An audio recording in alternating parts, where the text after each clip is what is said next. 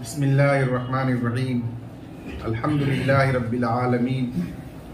والصلاة والسلام علی سید الانبیاء والمرسلین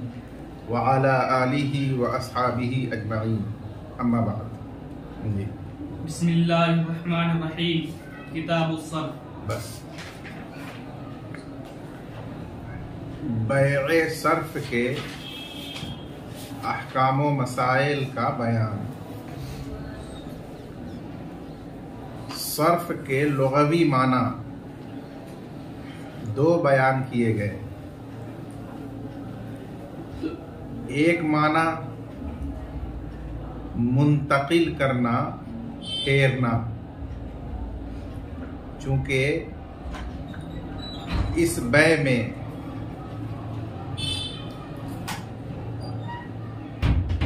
عوضین کو ایک محل سے دوسرے محل کی طرف منتقل کیا جاتا ہے، پھیرا جاتا ہے. اس مناسبت سے اس کا نام صرف رکھا گیا. اور دوسرے لغوی معنی ہے زیادتی. تو بیع صرف میں دونوں عوض نقد ہوتے ہیں، ثمن ہوتے ہیں، جو براہ راست استعمال میں نہیں لائے جا سکتے. تو لا محالہ اس بیع میں براہ راست استعمال اور انتفاع عوضین سے مقصود نہیں ہے، بلکہ ان میں تجارت کر کے نفع کمانا مقصود ہے، اور جو نفع ہوتا ہے وہ اصل لاگت سے زیادہ ہوتا ہے. تو اس مناسبت سے بیع کی اس قسم کا نام صرف رکھا گیا. فقہا کی اصطلاح میں نقد کو نقد کے عوض بیچنا، ثمن کو ثمن کے عوض بیچنا، خواہ وہ خلقی ثمن ہو، سونا یا چاندی، اور یہ سونا چاندی درہم و دینار کی شکل میں ہو، یا زیور کی شکل میں ہو، یا برتن کی شکل میں ہو، یا اپنی اصل فطرت پر ڈلی کی شکل میں ہو. بہر صورت یہ خلقی ثمن ہے. اس کو ثمن ہی کے عوض میں بیچا جائے تو وہ بیع صرف ہے. یا وہ اصطلاحی ثمن ہو، اور اصطلاحی ثمن چاہے کاغذ کے نوٹ ہوں، یا وہ سونے چاندی کے علاوہ پیتل، تانبا، لوہے کا سکہ ہو ڈھالا ہوا، وہ اصطلاحی ثمن. فلوس یا روپیات، ڈالر کاغذ کے ہوں یا وہ کسی دھات کے ہوں، ایسے اصطلاحی اسمان کو بھی بعض کو بعض کے عوض میں بیچا جائے تو وہ بیع صرف کہلاتی ہے. اور اس خرید و فروخت کرنے والے کو صراف کہتے ہیں یا صیرفی کہتے ہیں. اس سلسلے میں یہ جاننا چاہیے کہ بیع صرف میں بنیادی طور پر تین خاص باتیں ہوتی ہیں جو دوسری بیع میں نہیں ہوتی. ایک بات یہ کہ اس میں دونوں عوض پر مجلس عقد میں قبضہ کرنا حصی طور پر ضروری ہے،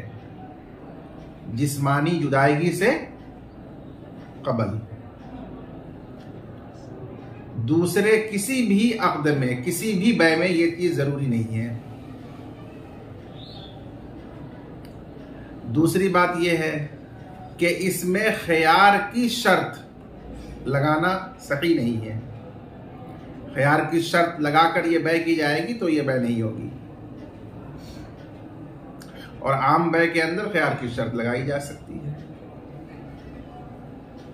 اور تیسری بات یہ ہے کہ اس میں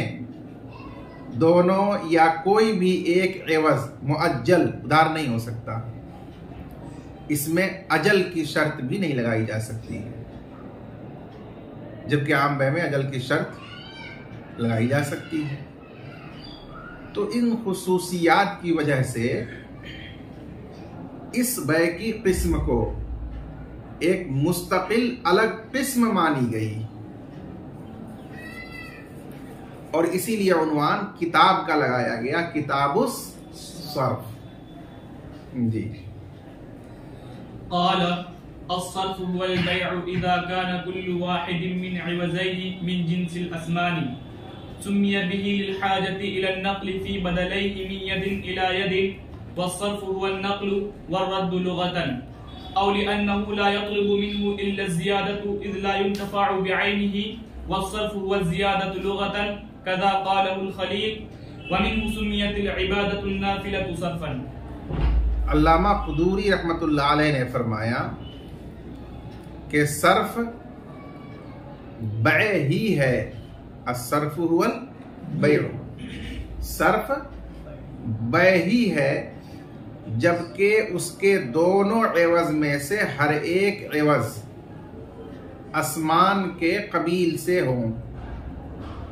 خواہ وہ خلقی اسمان کے قبیل سے ہوں یا اصطلاحی اسمان کے قبیل سے ہوں، اور وہ اسمان خلقی کسی بھی صورت میں ہوں، بہرحال وہ بیع صرف کہلاتی ہے۔ سمیہ بھی ای سمیہ ھذا البیع بالصرف، اس خاص بیع کا صرف نام رکھا گیا، للحاجۃ الی النقل فی بدلیہ من ید الی ید، منتقل کرنے کی حاجت کی وجہ سے اس کے دونوں عوض میں ایک ہاتھ سے دوسرے ہاتھ کی طرف، یعنی مجلس میں عوضین پر تقابض یہ شرط ہے، تو اس میں مجلس کے اندر عوضین ایک ہاتھ سے دوسرے ہاتھ کی طرف منتقل کیے جاتے ہیں، اس کی ضرورت اور حاجت ہے مجلس میں جدا ہونے سے پہلے، اسی بنیاد پر اس کا نام صرف رکھا گیا۔ دوسرے کسی عقد میں یہ حاجت نہیں ہوتی کہ اس کے عوضین کو مجلس کے اندر ایک ہاتھ سے دوسرے ہاتھ کی طرف منتقل ضرور کر دیا جائے، ایسی حاجت دوسرے عقد میں نہیں ہے، اس لیے ان کو صرف نہیں کہا جاتا۔ والصرف هو النقل والرد لغة، اور صرف کے معنی لغت میں منتقل کرنا اور پھیرنا ہے، یا اس لیے کہ اس بیع سے مطلوب نہیں ہوتا مگر نفع کی زیادتی، کیونکہ اس کے عین سے براہ راست فائدہ نہیں اٹھایا جا سکتا، تو لا محالہ اس میں بزنس کر کے اس سے زیادتی نفع مطلوب ہے، مقصود ہے۔ والصرف ہوا زیادہ لغت، اور صرف کے دوسرے معنی لغت میں زیادتی کے ہیں، اسی طرح سے امام اللغہ خلیل نے فرمایا، اور اسی معنی کے اعتبار سے نفلی عبادت کو صرف کہا جاتا ہے۔ صرف یعنی زائد، تو جو نفلی عبادت ہے وہ فرائض سے زائد ہیں، اس لیے نفلی عبادت کو صرف کہا جاتا ہے۔ حدیث میں آتا ہے کہ جس نے کوئی بدعت ایجاد کی تو اس سے نہ کوئی صرف قبول کیا جاتا ہے اور نہ کوئی عدل، تو صرف سے مراد نفل اور عدل سے مراد فرض، تو صرف نفلی عبادت کو اسی لیے کہتے ہیں کہ وہ فرض سے زائد ہوتی ہے، اور صرف کے ایک معنی زیادتی کے بھی ہے۔ جی قال فإن باع فزة بفزة أو ذهبا بذهب لا يجوز إلا مثلا بمثل مثلا بمثل إلا مثلا بمثل وإن اختلفت في الجودة والصياغة، لقوله عليه السلام الذهب بالذهب مثلا بمثل وزنا بوزن يدا بيد والفضل ربا الحديث، وقال عليه السلام جيدها ورديها سواء وقد ذکرناہ فی البیوع۔ علامہ قدوری نے فرمایا کہ پس اگر کسی نے چاندی کو چاندی کے عوض میں بیچا یا سونے کو سونے کے عوض میں بیچا تو یہ بیع صرف ہوئی، اس میں برابری بھی ضروری ہے اور تقابض بھی ضروری ہے۔ وہ بے جائز نہیں ہوگی مگر برابر سرابر، اور ضروری ہوگا کہ مجلس میں دونوں عوض پر قبضہ بھی کیا جائے۔ اگرچہ یہ عوض مختلف ہوں، عمدگی کی صفت میں ایک عمدہ ہو یعنی خالص ہو، اور دوسرا ردی ہو یعنی مغشوش اور ملاوٹ والا ہو۔ اگرچہ مختلف ہو بناوٹ میں، ایک کی بناوٹ زیادہ خوبصورت اور اچھی ہے، مثلا زیور، بھلے نقش و نگار والی بناوٹ، اور اس کے مقابل دوسرے عوض کی بناوٹ اس سے کمزور ہے یا وہ سادہ ہے، تو ان اوصاف کے اختلاف کا اس میں کوئی اعتبار نہیں کیا جائے گا، کیونکہ نبی اکرم صلی اللہ علیہ وسلم نے ارشاد فرمایا ہے سونا کی بے سونے کے عوض برابر سرابر ہوتی ہے، وزنن بے وزن ای موزونن بے موزون، موزون موزون کے عوض وزن میں برابر، یدن بے یدن یعنی مقبوضن بے مقبوضن، دست بدست مجلس میں دونوں مقبوض ہو، والفضل ربا، اور اس میں جو ایک جانب زیادتی ہوگی وہ ربا ہے۔ الحدیث، پوری حدیث پڑھیے، اقرأ الحدیث۔ وقال علیہ السلام، اور آپ صلی اللہ علیہ وسلم نے فرمایا کہ ان اموال ربویہ کا عمدہ اور ان کا گھٹیا دونوں برابر ہے، یعنی اوصاف کا اعتبار ان اموال ربویہ میں ساقط ہے، غیر معتبر ہے،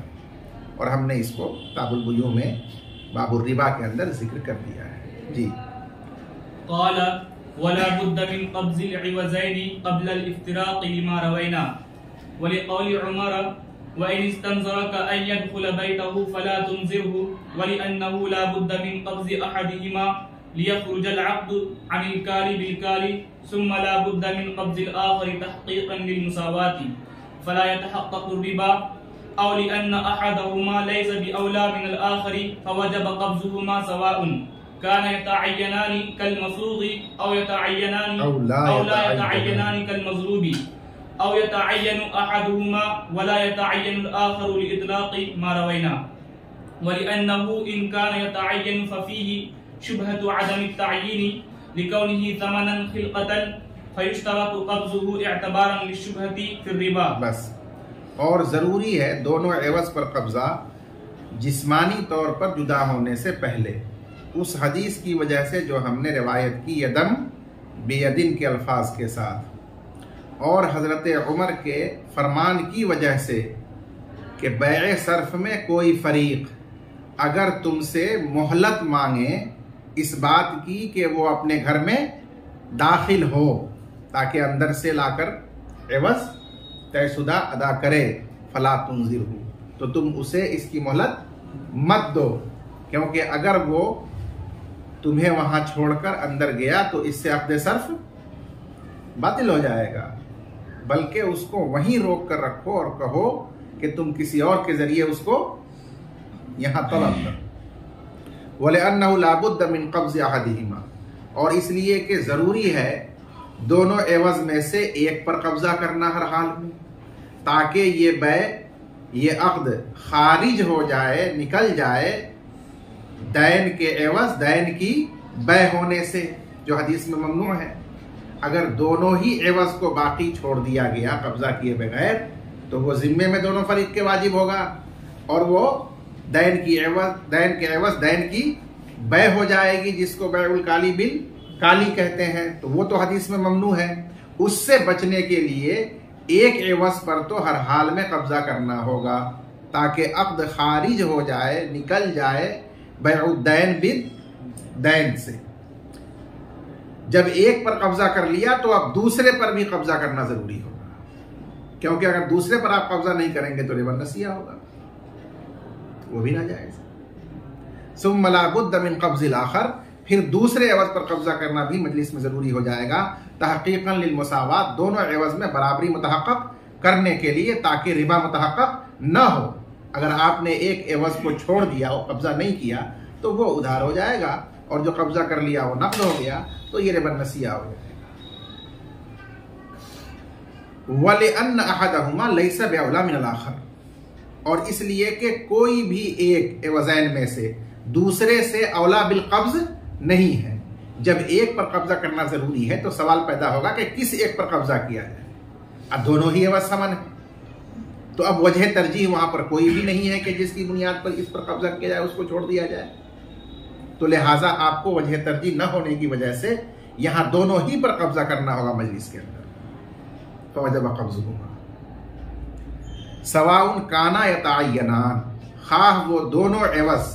اسمان کے متعین کرنے سے متعین ہو جانے والے ہوں، جیسے کالمسوق. کالمسوق جیسے سونے چاندی کا بنایا ہوا سامان، چاہے وہ زیور ہو یا برتن. اب وہ سونے چاندی کا جب بنایا ہوا سامان بن گیا تو وہ سامان کے حکم میں ہو جاتا ہے، متعین کرنے سے متعین ہوتا ہے. لیکن یہ خلقتاً چونکہ سمن ہے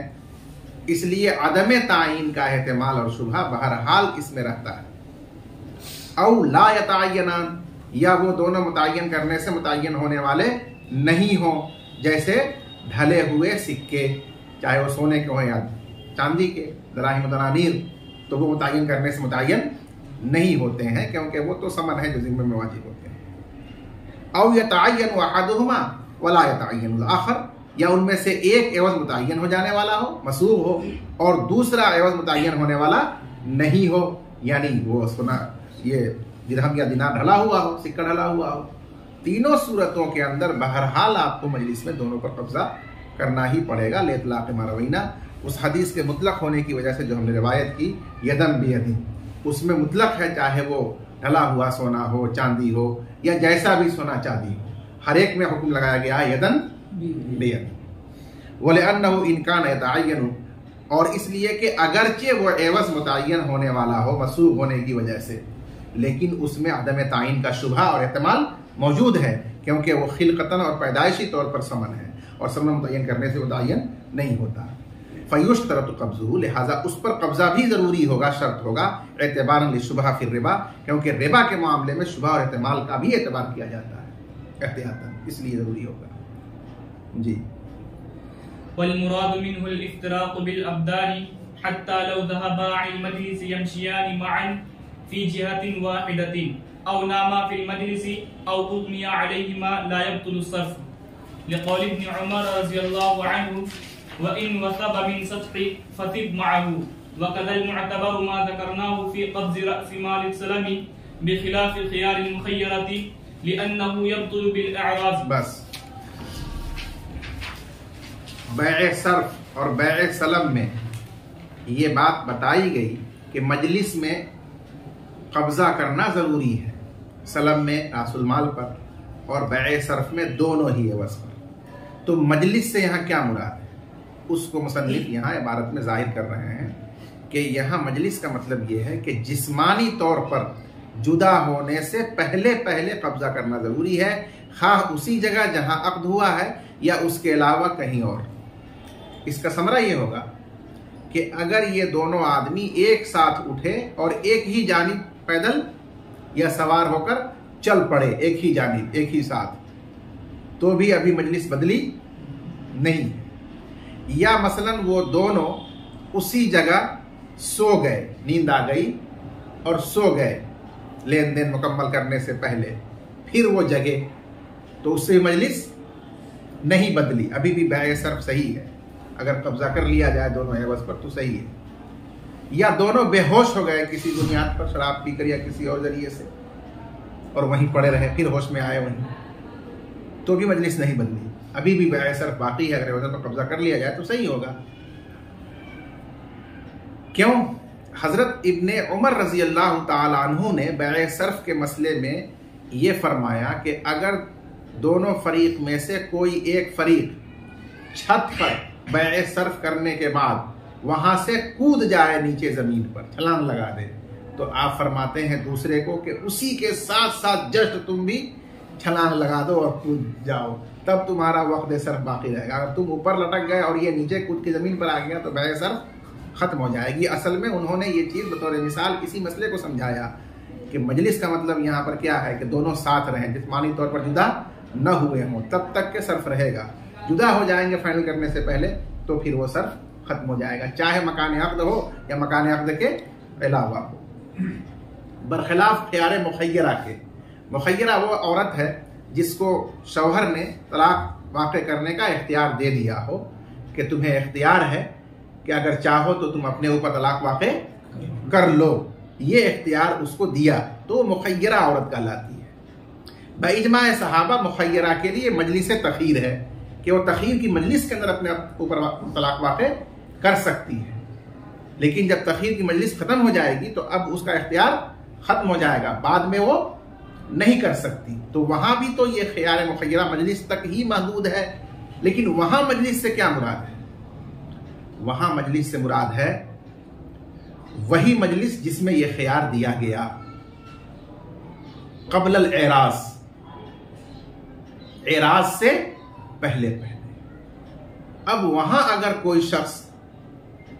اٹھ کر کے اس مجلس سے کھڑا ہو گیا یا دونوں اٹھ کر کے کھڑا ہو گئے، سو گئے، کھانے پینے لگے، یعنی کوئی بھی دوسرے کام میں مشغول ہو گئے، بات چیت کرنے لگے، جو دلیل ہو ان کے اعراض کی کہ اب انہیں کوئی دلچسپی اس طلاق دینے یا لینے سے نہیں رہی، تو خواہ وہ وہیں بیٹھے ہوں لیکن وہ مجلس ختم ہو جائے گی اور اس کا خیال کیا ہو جائے گا؟ باطل ہو جائے گا۔ تو وہاں جو مجلس کہا گیا ہے تو اس مجلس سے مراد قبل الاعراض کا لمحہ، قبل الاعراض جو وقفہ اور لمحہ مل رہا ہے وہ مجلس سے وہاں مراد ہے، اس میں مخیرہ کو خیار ہوتا ہے، اور جیسے ہی اعراض ہو گیا وہ مجلس چاہے جگہ وہی ہو لیکن برخاست سمجھی جائے گی، اب وہ اختیار اپنے نفس کو نہیں کر سکتی، طلاق واقع نہیں کر سکتی۔ والمراد منہ الافتراق بالابدان، اور اس مجلس سے مراد جسمانی طور پر دونوں کا جدا ہو جانا ہے، یہاں تک کہ اگر وہ دونوں مجلس سے ایک ساتھ اٹھ کر ایک ہی جانب چلنے لگیں یا مجلس میں سو جائیں یا بے ہوش ہو جائیں تو بیع صرف باطل نہیں ہوگی، اگر جگنے کے بعد ہوش میں آنے کے بعد وہ چاہیں تو تقابض کر کے اس کو مکمل کر سکتے ہیں، کیونکہ حضرت ابن عمر رضی اللہ عنہما نے فرمایا اور اگر وہ چھت سے کود جائے تو اس کے ساتھ تم بھی کود پڑو، اور اسی طرح معتبر ہے وہی قبل الافتراق بالابدان، وہی معتبر ہے جس کو، اور اسی طرح معتبر ہے وہی جس کو ہم نے ذکر کیا کہاں فی قبض راس مال سلم، بیع سلم کے راس المال کے قبضے میں، یہی مراد ہے کہ وہاں بھی افتراق بالابدان سے پہلے راس المال پر قبضہ کرنا ضروری ہے، برخلاف خیار مخیرہ کے، اس لیے کہ وہاں مجلس سے مراد قبل الاعراض کا لمحہ ہے، لأنہ یبطل بالاعراض، کیونکہ یہ خیار اعراض سے باطل ہو جاتا ہے، دلیل اعراض کوئی بھی فعل پایا جائے گا کسی کی بھی جانب سے خیار ختم ہو جائے گا۔ جی وَإِن بَاعَ الذَّهَبَ بِالْفِضَّةِ جَازَ التَّفَاضُلُ لِعَدَمِ الْمُجَانَسَةِ وَوَجَبَ التَّقَابُضُ لِقَوْلِهِ عَلَيْهِ السَّلَامُ الذَّهَبُ بِالْوَرِقِ رِبَا إِلَّا هَاءَ وَهَاءَ، اور اگر سونے کو چاندی کے عوض بیچا، یعنی دونوں عوض ہے تو ثمن اور نقد ہی، لیکن جنس دونوں کی الگ الگ ہے، تو ہے تو وہ بیع صرف، اور اس میں بھی تقابض فی المجلس عوضین پر شرط اور ضروری ہے، لیکن اب جنس کے مختلف ہونے کا ثمرہ یہ ہوگا کہ وہاں کمی بیشی جائز ہو جائے گی، اور اگر سونے کو چاندی کے عوض میں بیچا ہو تو کمی بیشی جائز ہوگی، ہم جنس دونوں عوض نہ ہونے کی وجہ سے، لیکن قبضہ دونوں عوض مجلس کے اندر کرنا یہ تو واجب ہوگا، کیونکہ نبی اکرم صلی اللہ علیہ وسلم نے فرمایا سونے کو چاندی کے عوض، ورق چاندی کو کہتے ہیں، سونے کی بیع چاندی کے عوض میں ربا ہے، یعنی حرام اور ناجائز ہے، مگر ای مقولا فیہ مگر جبکہ کہا جائے اس میں لو اور لو کنایا ہے تقابض عوضین سے، یدن بیدن جس طرح سے تقابض عوضین سے کنایا ہے، تو جب یہ ہو تب تو ربا نہیں ہے، یعنی جائز ہے، اور اگر یہ نہیں ہے تو پھر وہ ربا ہے، یہاں ربا کا مطلب یہ کہ ناجائز اور حرام ہے۔ جی فَإِنِ افْتَرَقَا فِي الصَّرْفِ قَبْلَ الْعِوَزَيْنِ أَوْ أَحَدِهِمَا بَطَلَ الْعَقْدُ لِفَوَاتِ الشَّرْطِ وَهُوَ الْقَبْضُ، وَلِهَذَا لَا يَصِحُّ شَرْطُ الْخِيَارِ فِيهِ وَلَا الْعَدْلُ لِأَنَّ بِأَحَدِهِمَا لَا يَبْقَى الْقَبْضُ مُسْتَحَقًّا وبالثاني يفوت القبض المستحق إلا إذا أسقط الخيار في المجلس، فيعود إلى الجواز لارتفاعه قبل تقرره وفيه خلاف الظفر. بس اگر وہ دونوں بیع صرف میں جدا ہو جائیں عوضین پر قبضہ کرنے سے پہلے یا ایک عوض پر قبضہ کرنے سے پہلے تو یہ بیع صرف باطل ہو جائے گی شرط کے فوت ہو جانے کی وجہ سے، اور وہ قبضہ کرنا ہے. اور اسی وجہ سے صحیح نہیں ہے صرف میں خیار کی شرط لگانا اور نہ اجل اس میں یعنی ادھار رکھنا جائز ہے، اس لیے کہ ان دونوں میں سے ایک کی وجہ سے یعنی خیار شرط کی وجہ سے قبضہ واجب باقی نہیں رہتا ہے، کیونکہ وہ تو قبضہ کو عقد کو روک دیتا ہے. جب عقد کو روک دیا تو عقد نے قبضہ کو روک دیا، تو اس میں قبضہ ہی باقی نہیں رہے گا. اور دوسرے یعنی اجل کی وجہ سے واجب قبضہ فوت ہو جاتا ہے، کیونکہ جب اجل طے کر دی گئی تو پھر تو ادھار ہو گیا، تو اس پر قبضہ پھر نہیں ہو پائے گا جس کے بارے میں اجل طے کر دی گئی. بہرحال دونوں صورتوں میں قبضہ نہیں ثابت ہوتا ہے، اس وجہ سے شرط نہیں پائی گئی اور وہ بیع فاسد ہو جاتی ہے. مگر جبکہ خیار کو مجلس کے اندر ساقط کر دیا جائے جدا ہونے سے پہلے، یا اجل کو مجلس کے اندر ساقط کر دیا جائے جدا ہونے سے پہلے، فیعود الی الجواز، تو اب وہ بیع صرف جواز کی طرف لوٹ آئے گی، کیونکہ مفسد اپنے تقرر سے پہلے ختم ہو چکا ہے. لارتفاعی، اس مفسد کے ختم ہو جانے کی وجہ سے، اٹھ جانے کی وجہ سے، اپنے ثابت ہونے سے پہلے. اور اس میں امام ظفر رحمۃ اللہ علیہ کا اختلاف ہے. ان کا قول قیاس کے مطابق ہے کہ جب فاسد منعقد ہوا تو بعد میں وہ جائز نہیں ہوگا. اگر جائز کرنا ہے تو نیا عقد کرنا ضروری ہے. یہ مسئلہ کئی بار گزر چکا ہے. جی قال ولا يجوز التصرف في ثمن الصرف قبل قبضه حتى لو باع دينارا ب10 دراهم ولم يقبض ال10 حتى اشترى بها ثوبا فالبيع في الثوب فاسد لأن القبض مستحق بالعقد حقا لله تعالى وفي تجويزه فواته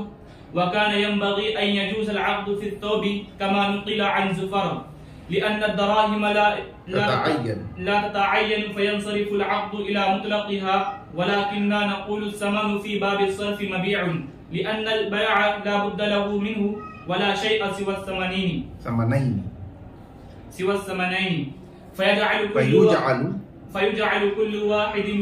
كل واحد منهما مبيعا لعدم الأولوية وبيع المبيع قبل القبض لا يجوز وليس من ضرورة كونه مبيعا وليس من ضرورة كونه مبيعا أن يكون متعينا كما في المسلم فيه. بس اور جائز نہیں ہے تصرف کرنا، نہ بیچنا، نہ ہبہ کرنا، نہ صدقہ کرنا، کوئی بھی مالکانہ تصرف کرنا جائز نہیں ہے ثمن صرف کے ثمن میں، یعنی دونوں عوض میں سے کسی بھی عوض میں قبل قبض ہی، اس پر قبضہ کرنے سے پہلے. یعنی گویا بغیر قبضے کے وہ متعین ہوتا ہی نہیں اور اس لائق ہوتا ہی نہیں کہ اس میں مالکانہ تصرف کر سکے. حتی لو باع، یہاں تک کہ اگر کسی نے 1 دینار کو 10 درہم کے عوض میں بیچا تو اس میں 10 درہم ایک ثمن ہوا اس کا. ولم یقبض ال10، اور اس نے 10 درہم پر قبضہ نہیں کیا بلکہ اس کو یہ کہا کہ اس 10 درہم کے بدلے آپ کوئی کپڑا اپنا مجھے دے دیجیے. تصرف ہوا نا، اس کے ذریعے سے خریدا. حتی اشترا بہا، یہاں تک کہ ان 10 دراہم کے عوض میں ان دراہم والوں سے کپڑا خرید لیا کہ اس کے بجائے آپ کپڑا ہی مجھے دے دیجیے، استبدال کر لیا. تو فالبیع فی الثوب فاسد، تو کپڑے میں یہ بیع فاسد ہوگی. کیوں فاسد ہوگی؟ لأن القبض مستحق بالعقد، اس لیے کہ اس 10 دراہم پر مجلس میں پہلے قبضہ کرنا واجب تھا عقد کی وجہ سے، حق اللہ کے طور پر. یعنی حق اللہ کا مطلب یہ ہے کہ یہ دونوں مل کر ساقط بھی کرنا چاہیں تو اس قبضہ کو ساقط نہیں کر سکتے، اور ایسا امر جس کو وہ ساقط نہیں کر سکے وہ اللہ کا حق ہے. تو یہ تقابض حق اللہ کے طور پر واجب تھا، لیکن انہوں نے تو وہ قبضہ کیا نہیں بلکہ اس سے پہلے ہی اس کا تبادلہ کر لیا دوسری چیز سے. تو اگر اس تبادلے کو جائز کر دیا جائے تو ایک اللہ کے حق کو کیا کرنا ہوگا؟ فوت کرنا ہوگا. اور فی تجویزی فواتہ،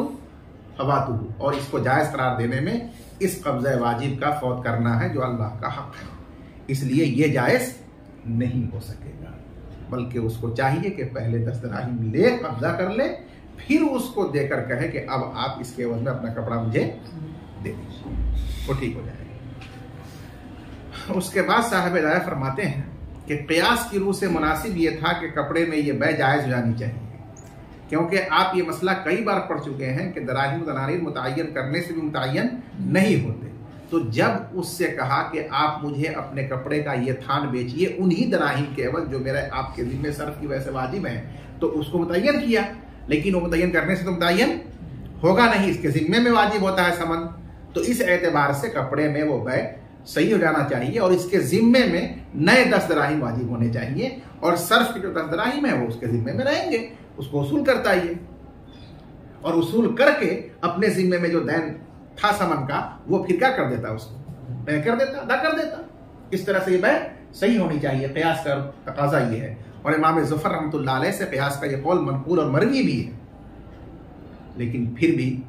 ظاہر مذہب کے مطابق یہ بیع کپڑے میں جائز نہیں ہوتی۔ کیوں نہیں ہوتی؟ اس کی وجہ بیان کر رہے ہیں۔ وہ اس لیے نہیں ہوتی ہے کہ بیع صرف کے اندر بھی تو مبیع اور معقود علیہ چاہیے، اور یہاں حال یہ ہے کہ دونوں ہی عوض نقد اور ثمن ہے، اپنی ذات میں کوئی بھی معقود علیہ بننے کے لائق نہیں ہے، تو اس لیے ضرورت کی بنیاد پر یہاں ثمن ہی کو معقود علیہ اور مبیع قرار دیا گیا، اور جو دونوں میں سے کوئی بھی اس معقود علیہ بننے کے لائق زیادہ نہیں تھا دوسرے کے مقابلے میں، اس لیے دونوں ہی کو من وجہ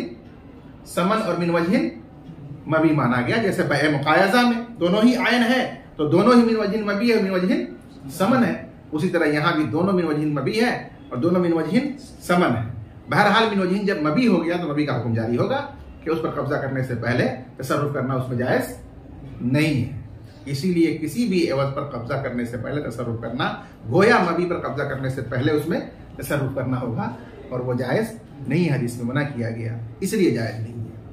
وَكَانَ يَنبَغِي أَن يَجُوزَ الْعَقْدُ فِي الثَّوْبِ، اور مناسب قیاس کی روح سے یہ تھا کہ بیع کپڑے میں جائز ہو جائے، جیسا کہ یہ منقول ہے امام ظفر رحمۃ اللہ علیہ سے،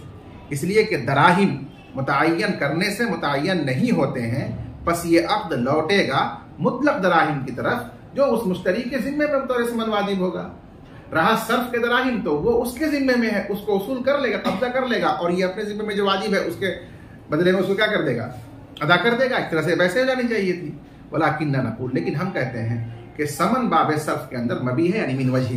اس لیے کہ بیع ضروری ہے اس کے لیے مبیع کا ہونا، ولا شیء سوى الثمنین، اور ثمنین کے علاوہ یہاں کوئی چیز موجود نہیں ہے، لہذا ثمن ہی کو ثمنین میں سے ہر ایک کو من وجہ مبیع قرار دیا جائے گا، لعدم الاولویہ، وجہ ترجیح نہ ہونے کی وجہ سے، اور جب یہ مبیع بن جائے گا تو بیع المبیع قبل القبض لا یجوز، مبیع کی بیع قبل القبض جائز نہیں ہوتی ہے، اس لیے کسی بھی عوض میں تصرف کرنا یا بیع کرنا، کچھ بھی کرنا قبل القبض جائز نہیں ہوگا۔ اب یہاں پر ایک چھوٹا سا سوال ہوگا کہ بھائی یہ مبیع کیسے بنے گا جبکہ یہ تو عین نہیں ہے، یہ تو ذمے میں واجب ایک دین ہے، غیر معین چیز ہے، تو اس کا جواب دیا کہ شریعت میں اس کی نظیر موجود ہے کہ ذمے میں واجب دین مبیع بن جائے، جیسے ابھی آپ پڑھ چکے ہیں بیع سلم کے اندر کہ مسلم فی ذمے میں واجب ہوتا ہے دین، اور وہ کیا ہوتا ہے، مبیع ہوتا ہے سلم کے اندر۔ وَلَيْسَ مِن ضَرُورَةِ كَوْنِهِ مَبِيعًا أَن يَكُونَ مُتَعَيَّنًا، اور اس کے مبیع ہونے کا لازمی تقاضا یہ نہیں ہے کہ وہ متعین ہی ہو، عین ہی ہو، جیسا کہ مسلم فی کے اندر وہ مبیع ہے لیکن وہ عین نہیں بلکہ ذمے میں دین ہے۔ جی، ويجوز بيع الذهب بالفضة مجازفة لأن المساواة غير مشروطة فيه، ولكن يشترط القبض في المجلس لما ذكرنا، بخلاف بيعه بجنسه مجازفة لما فيه من احتمال الربا۔ سونے کو چاندی کے عوض میں جب بیچا جائے تو کیا برابری شرط ہے اس میں؟ نہیں، کیونکہ اس میں کمی زیادتی کے ساتھ بھی بیچنا جائز ہے خلاف جنس کی وجہ سے۔ تو اب اگر مجازفتاً یعنی وزن معلوم کی شرط کے بغیر ایک سونے کے تھیلے کو یا ڈھیر کو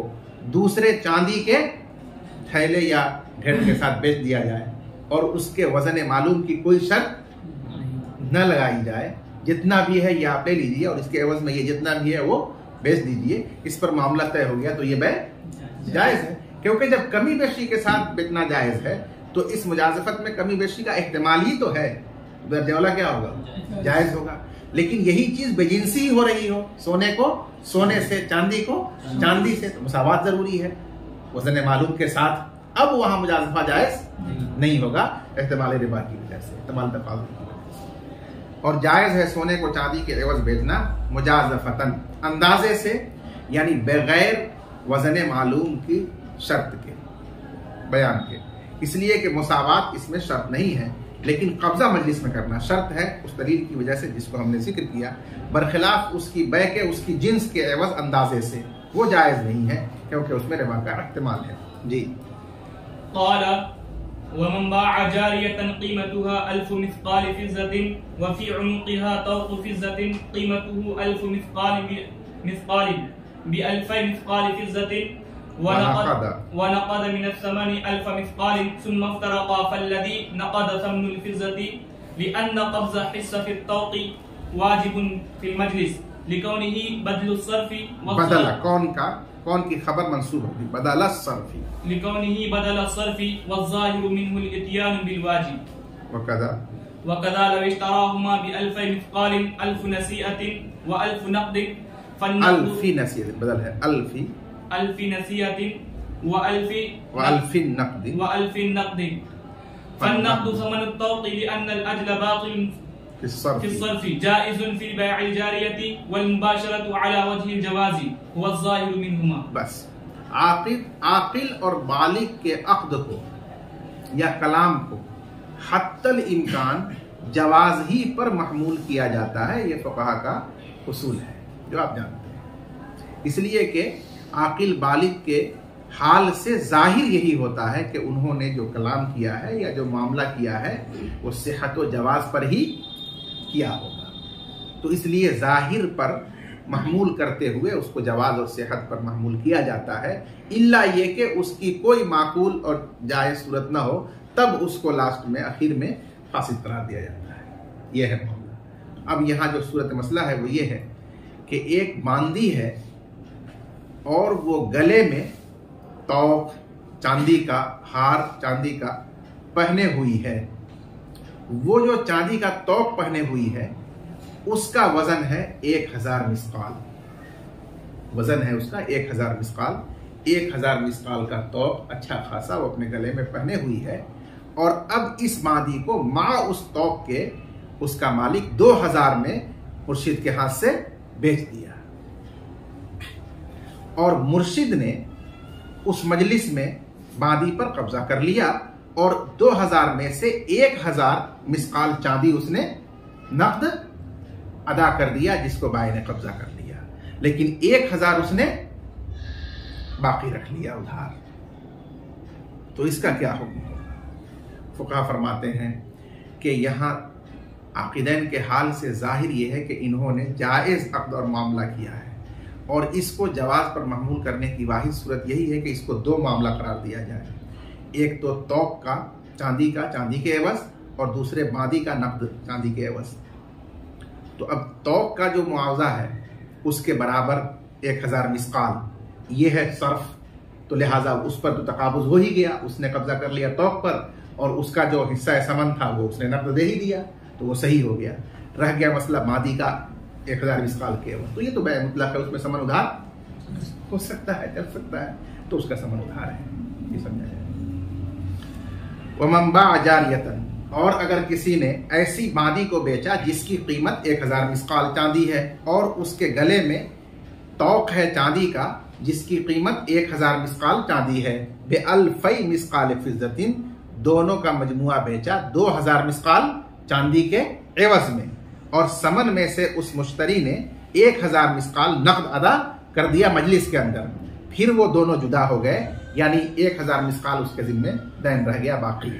فالذی نقد، تو جو 1000 اس نے ادا کر دیا نقد، وہ ثمن الفضہ، وہ چاندی کا ثمن ہے، یعنی توق کا، ٹھیک ہے نا، اور اس طرح سے وہ بیع صحیح ہو جائے گی کل کے اندر، چاندی والے توق میں بھی صحیح ہو گئی اور جو باندی والی بیع ہے وہ بھی صحیح ہوئی، اس میں ثمن ادھار تو ہو ہی سکتا ہے، اس لیے کہ لأن قبض حصۃ الطوق واجب، کیونکہ توق کے حصہ ثمن کا قبضہ مجلس میں واجب ہے، کیونکہ یہ بدل صرف ہے، بیع صرف کا بدل اور عوض ہے، تو مجلس میں اس پر قبضہ کرنا ضروری ہوگا، اس لیے وہ اس کا حصہ سمجھا جائے۔ والظاہر منہ، اور بائع کے حال سے ظاہر یہی ہے کہ اس نے واجب، مشتری کے حال سے ظاہر یہی ہے کہ اس نے واجب کو ادا کیا ہے، جو مجلس میں ادا کرنا واجب تھا، ٹھیک ہے نا، اور جو اس نے اپنے ذمہ ادھار رکھا ہے وہ اس کو رکھا ہے جو ادھار رکھنا جائز تھا، یعنی باندی کا ثمن ادھار رکھا ہے۔ وَقَذَا لَوْ اشْتَرَاهُمَا بِأَلْفَيْ مِثْقَال، اور اسی طرح حکم ہے اگر ان دونوں کو، یعنی باندی کو اور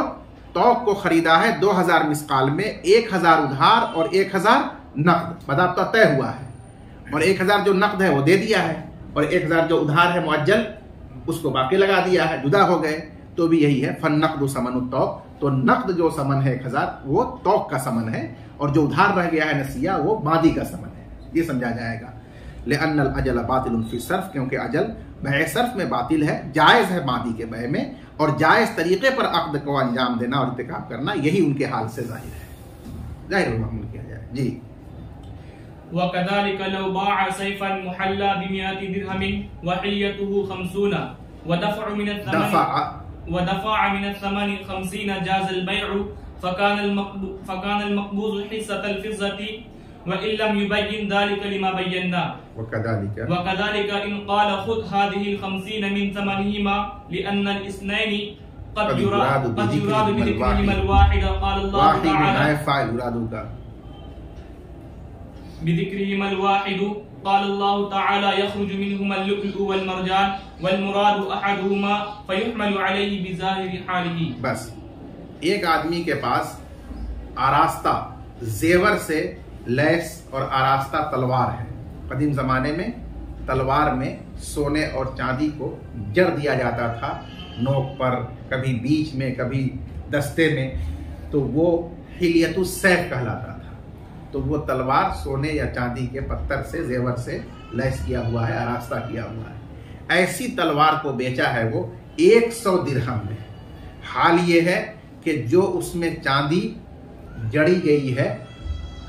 وہ 50 درہم کے بقدر ہے،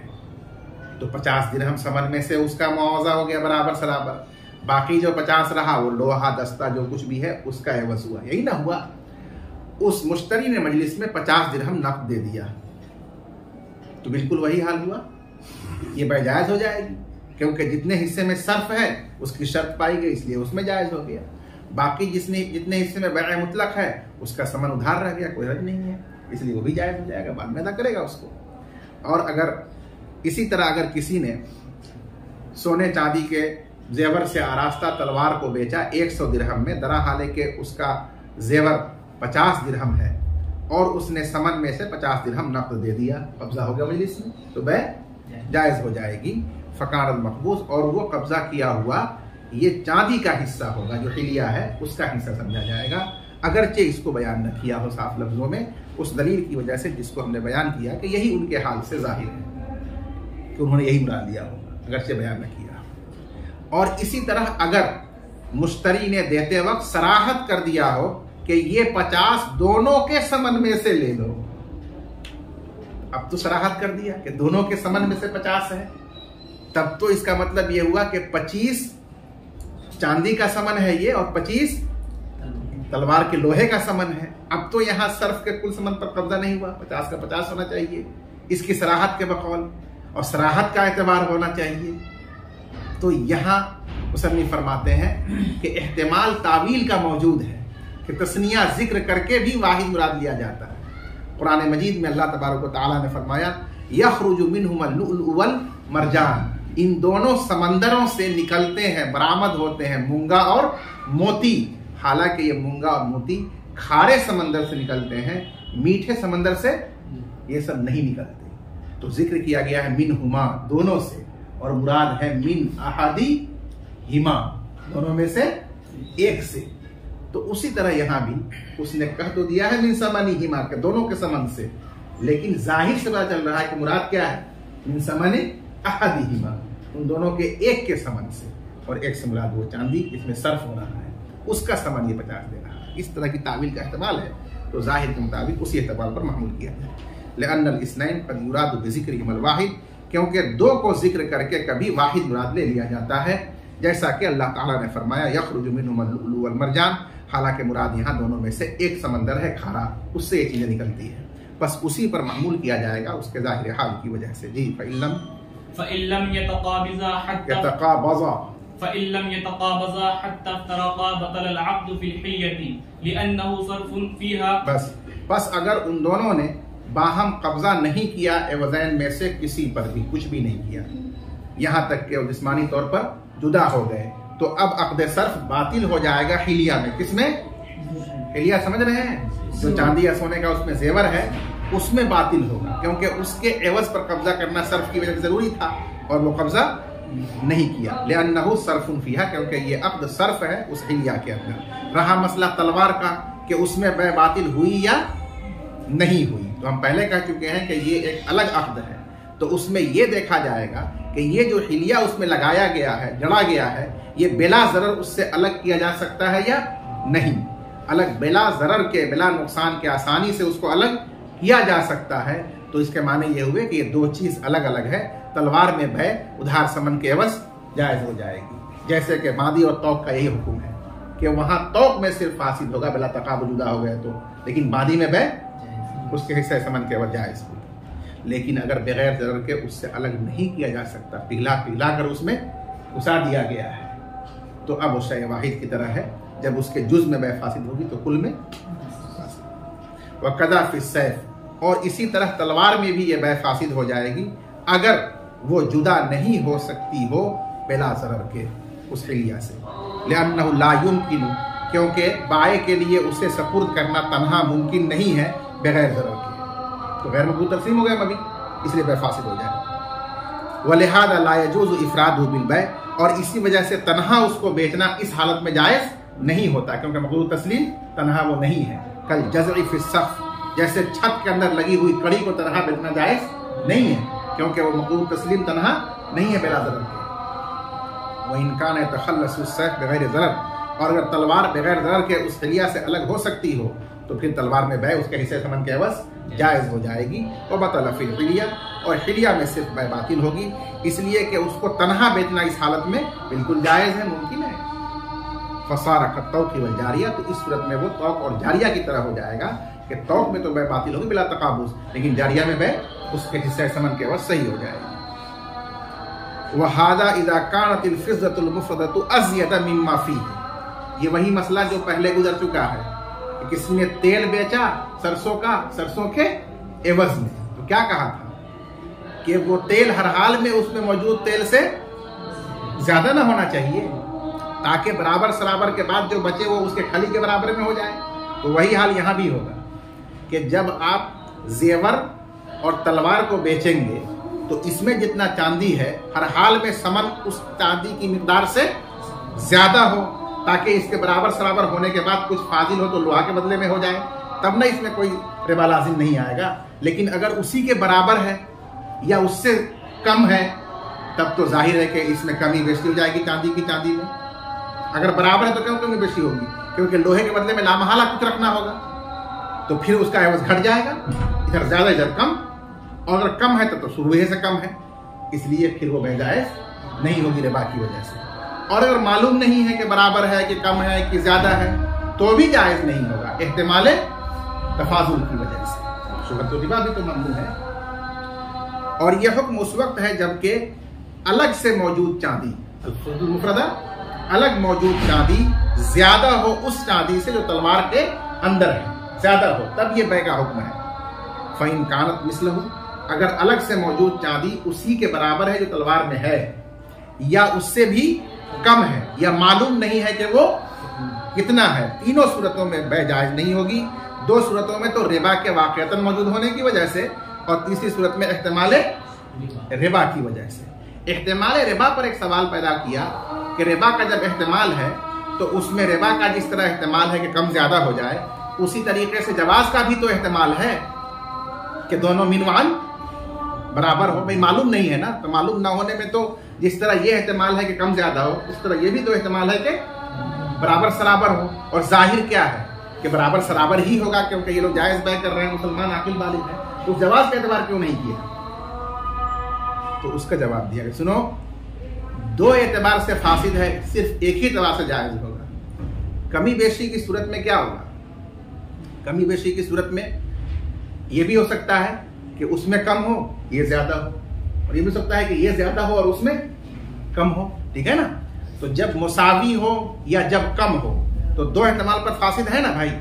और जवाज का तो एक ही एहतमाल है कि बराबर सराबर हो। तो फसाद का एहतमाल कितना हो गया? डबल। और जवाज का एहतमाल कितना हो गया? सिंगल। भाई अभी आपने तीन एहतमाल पढ़ा ना कि जायद हो तो जायज, لیکن اگر برابر ہو یا کم ہو تو ناجائز. تو 3 احتمالوں میں سے 2 احتمال پر ناجائز نہ ہے, ایک ہی احتمال پر نہ صرف جائز ہے. تو جب آپ ترجیح دیں گے تو جو 2 احتمال عدم جواز اور فساد کا ہے اس کو نہ ترجیح دیں گے, اس لیے ہم نے اس کو ترجیح دیا اور کہا کہ یہ ناجائز ہی ہوگا. اور احتیاط بھی اسی کے اندر ہے کہ احتیاط کی بنیاد پر فساد اور عدم جواز ہی کو ترجیح دیا جائے. یہ کہنا چاہتا وجہت الصحت من وجہ, اور جواز کا پہلو ایک اعتبار سے ہے کہ برابر سرابر ہو, اور جس کی شکل یہ ہے کہ جو الگ چاندی ہے وہ زیادہ ہو اور اس میں جو ہے وہ کم ہو, تو یہ برابر کی شکل ہوئی, یہی جواز کی صورت ہے. وجہت الفساد من وجہین, اور فساد کی صورت کا پہلو 2 وجہ سے ہے. کیا؟ برابر ہو تو بھی فاسد اور کم ہو کیونکہ کمی بیشی ہو ہی جائے گی, یہ کم ہو زیادہ وہ کم یہ زیادہ ہوگا کہ نہیں ہوگا. تو بس فترجحت, 2 وجہوں پر جو جہت مبنی ہے جہت فساد, وہ جہت فساد کیا ہو گئی؟ راجح ہو گئی. یہ تو ان کی دلیل ہے, ہم اتنا نہیں گھماتے, ہم صرف احتیاط کہ جہاں بھی جہت فساد اور جواز جمع ہو جائے, حرمت اور حلت جمع ہو جائے, تو قطع نظر کثرت کیا ہے قلت کیا ہے, احتیاط اسی میں ہے کہ اس کو فاسد اور عدم جائز ہی قرار دیا جائے, ہے کہ نہیں. اس وجہ سے بھی اسی پہلو کو راجح کیا جاتا ہے. واللہ اعلم.